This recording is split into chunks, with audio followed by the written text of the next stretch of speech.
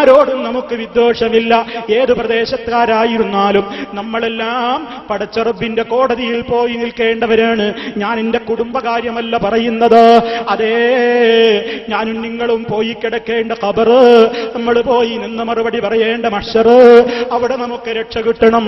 പടച്ച റബ്ബിന്റെ കോടതിയിൽ രക്ഷ കിട്ടണം. അതിനുവേണ്ടി വിശ്വാസം നന്നാവണം, കർമ്മം നന്നാകണം. മുസ്ലിമാണെന്ന് പേര് പറഞ്ഞുകൊണ്ട് തോന്നിവാസത്തിന്റെ പിന്നാലെ പോയാൽ, മദ്യത്തിന്റെ പിന്നാലെ പോയാൽ, സിനിമയുടെയും സീരിയലുകളുടെയും സംഗീതത്തിന്റെയും പിന്നാലെ പോയാൽ, പെണ്ണേ, പടച്ച റബ്ബ് നൽകിയ ശരീരത്തിന്റെ സൗന്ദര്യം ലൂസായ വസ്ത്രം കൊണ്ട് മറക്കാതെ ടൈറ്റ് വസ്ത്രം കൊണ്ട് നടന്ന് അന്യാണുങ്ങളോട് നോക്കിക്കോ എന്ന് പറയുന്ന നിലക്ക് പുറത്തിറങ്ങിയാൽ സ്വർഗത്തിൽ പ്രവേശിക്കുന്നത് പോയിട്ട് സ്വർഗീയ മണം പോലും അള്ള വിലക്കും കേട്ടോ. ഉമ്മമാര് മക്കളെ ശ്രദ്ധിക്കണം, ഉപ്പമാര് ശ്രദ്ധിക്കണം.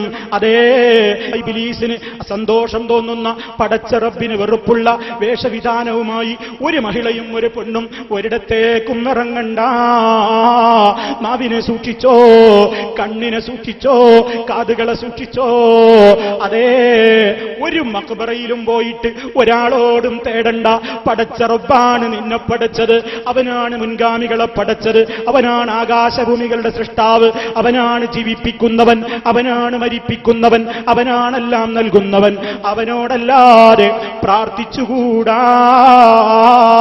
ഇങ്ങനെ എല്ലാ മേഖലയിലും പടച്ച റബ്ബ് നമ്മളോട് പറഞ്ഞ ശരിയായ റൂട്ട്, ആ റൂട്ടിലൂടെ തന്നെ മുന്നോട്ട് പോയിട്ട് എന്തിനു വേണ്ടിയാ മുന്നോട്ട് പോകേണ്ടത്? ഒരു ദിവസത്തെ നിങ്ങൾ പേടിക്കണം. ഒരു ദിവസം നമുക്ക് വരാനുണ്ട്. ഏതാണ് ആ ദിവസം ഉമ്മമാരെ? ഏതാണ് ആ ദിവസം സഹോദരാ? തുർജഊന ഫീഹി ഇലല്ലാഹ്, പടച്ച റബ്ബിന്റെ കോടതിയിലേക്ക് മടക്കപ്പെടുന്ന ദിവസമാണ്. അവിടെ നമുക്ക് ഗുണ്ടായിസം കളിക്കാൻ നേതാക്കളില്ല. കേട്ടുപോകരുതെന്ന് പറഞ്ഞ മുസ്ലിയാർ രക്ഷിക്കാൻ നിങ്ങളുടെ മുമ്പിലില്ല. ആരും അവിടെ രക്ഷയ്ക്കില്ല. മഹാന്മാർ വരെ പേടിച്ചു നിൽക്കുന്ന മഹ്ശറാണ്. പിന്നെയുണ്ടോ സാധുക്കളായ നമ്മുടെ കാര്യം? അതേ, അവിടെ അവനവന് രക്ഷ കിട്ടണമെങ്കിൽ വിശ്വാസം നന്നാക്കിക്കോ, കർമ്മം നന്നാക്കിക്കോ, സ്വഭാവം നന്നാക്കിക്കോ. പടച്ച റബ്ബിന്റെ കോടതിയിലെത്തിക്കഴിഞ്ഞാൽ സുമ്മത്തു വഫാ കുല്ലു നഫ്സിൻ മാ കസബത് വഹും ലാ യുദ്ലമൂൻ. അതെ, അല്ലാഹു ഓരോരുത്തരും അവരവർ ചെയ്തതെന്താണെങ്കിൽ അതിനുള്ള ഫലം ഒരു നിലക്കും കുറവ് വരുത്താതെ തരും. അവിടെ മഹാനായ നബി തങ്ങളുടെ ശുപാർശ നമുക്ക് കിട്ടണോ? എന്താ വേണ്ടത്? മുസ്ലിമായി നല്ല നിലക്ക് ജീവിച്ചവർക്കല്ലാതെ നബി തങ്ങളും അല്ലാഹുവോട് ശുപാർശ പറയൂല. കാരണം നബി സല്ലല്ലാഹു അലൈഹി വസല്ലം നാളെ പരലോകത്ത് ശുപാർശ പറയും എന്നത് ഉറപ്പാണ്. പക്ഷേ അള്ള അനുവാദം കൊടുത്തു കഴിഞ്ഞ് അള്ള ഇഷ്ടപ്പെടുന്നവർക്ക് വേണ്ടിയല്ലാതെ നബി തങ്ങളും ശുപാർശ പറയൂല. ഇബ്രാഹിം അലൈഹിസ്സലാം അതാ സ്വന്തം ബാപ്പയുടെ കാര്യം നാളെ മഹ്ശറിൽ വെച്ച് പറഞ്ഞാൽ പോലും അതവിടെ സ്വീകാര്യമല്ല. ശരിക്ക് ചിന്തിച്ചോ. നബി സല്ലല്ലാഹു അലൈഹി വസല്ലമിനോട് സ്വഹാബത്ത് ചോദിക്കുകയാണ്, നാളെ മഹ്ശറിൽ അങ്ങയുടെ ശുപാർശ ലഭിക്കാൻ ഭാഗ്യം കിട്ടുകയാർക്കാണ്?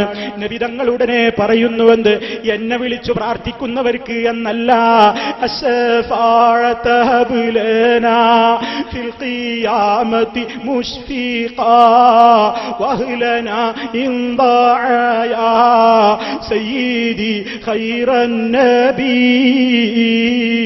നബി തങ്ങളെ ശുപാർശ തരണേ എന്ന് ഇന്നും മൗലിദ് ഓതിയിട്ട് ചോദിക്കുന്ന ആളുകളുണ്ട്. നബിതങ്ങളെ വിളിച്ചു പ്രാർത്ഥിക്കുന്നവരുണ്ട്. അവർക്ക് നാളെ ശുപാർശ കിട്ടുമോ? ഒരാൾക്കും കിട്ടുന്നതല്ല. നബിതങ്ങൾ പറയുന്നത് എന്താണ്? എന്റെ ശുപാർശ കൊണ്ട് സൗഭാഗ്യം കിട്ടുന്നത് മൻമാത മിൻ ഉമ്മത്തി, എന്റെ ഉമ്മത്തിൽ നിന്ന് മരിച്ചു പോകുന്ന ആളുകളുണ്ട്. എങ്ങനെ?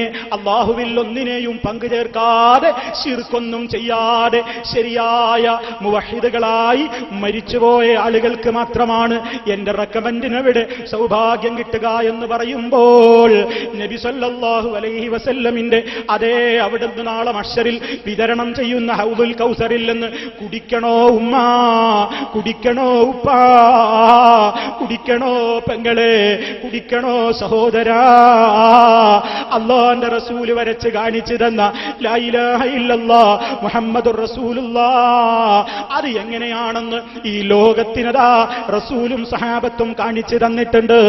ആ പാതയുടെ പേരും പറഞ്ഞ് ആരെങ്കിലും തോന്നിവാസം കാണിക്കുന്നുണ്ടെങ്കിൽ അതിനെ പേര് പറഞ്ഞതുകൊണ്ട് അതാവില്ല. അതുകൊണ്ട് ഉള്ളതുപോലെ പിൻപറ്റിയിട്ടില്ലെങ്കിൽ ഹൗദിൽ നിന്നൊരിറ്റു വെള്ളം പോലും കുടിക്കാൻ യോഗ്യമില്ല, ഭാഗ്യമില്ല. അല്ലാഹു നമ്മെ കാത്തുരക്ഷിക്കുമാറാകട്ടെ. അതുകൊണ്ട്